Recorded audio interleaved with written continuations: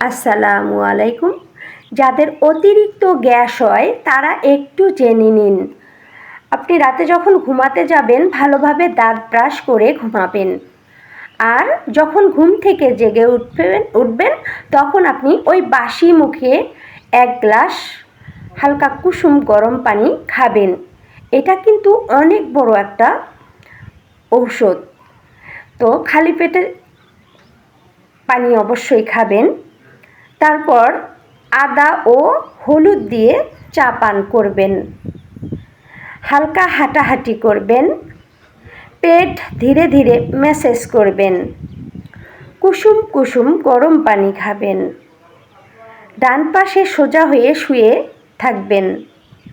হঠাৎ বেশি পানি পান করবেন না। ঘুম থেকে ওঠার পর আলু জাতীয় তরকারি বা আলু ভর্তা দিয়ে ভাত খাবেন না। অবশ্যই এটা গ্যাসের জন্য ক্ষতিকর।